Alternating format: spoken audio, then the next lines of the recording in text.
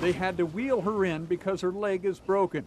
Other than that, she looked remarkably well for someone attacked by a tiger and accidentally shot by a cop, all in a matter of seconds. Well, looking back at it now, it's terrifying, but at the time, my only thoughts were, how am I going to survive this? It started when Jan and about a dozen other people walked down this narrow hallway at the back of the tiger exhibit, the zoo's manager leading the way. And as we walked down the hall, I was the first one in, and I came right to the end, and we noticed that the one cage in front of us was wide open, and we made comment about it and just blatantly assumed that the tigers were not going to be coming into that one to eat, that they were going to be going into the other cages. Then suddenly he appeared, a 600-pound tiger headed straight for the cage's open door. Just sort of walked right out. Before we knew it, we were in shock, and we didn't know what to do, and I just thought to remain still.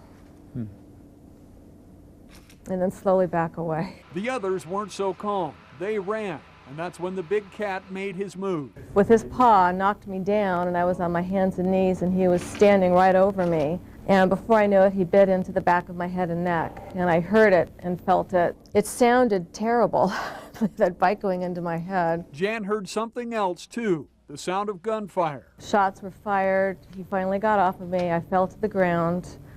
And then I realized as I fell, my leg was in excruciating pain and I couldn't move it. There was a puncture wound and her femur was broken. She assumed the tiger bit her there, too. And it wasn't until, a few hours later in the trauma center that x-rays revealed that it was a bullet. The leg, she says, gives her much more trouble than the bite wound on her head. But she holds no ill will toward the Boise police officer who pulled the trigger. Rather, she's thankful. I was glad he was there. At that point, though, I really wasn't hearing. I heard shouts to shoot it, and I'm glad he was scared off of me. I'm glad he wasn't wounded, the tiger. I'm very glad he was handy at his gun. In fact, she doesn't blame anyone for what happened. I really don't. I'm not angry with the zoo or the city or the handlers. I mean, mistakes happen. I'm sure all of us have made a mistake somehow, and, like I said, it's just unfortunate that I was hurt. The city has agreed to pay her medical bills, but will that be enough? Jan, are you contemplating legal action? At this point, I'm only concentrating on healing. I do have some nerve damage that my only focus is on getting a full recovery. You spoken to a lawyer?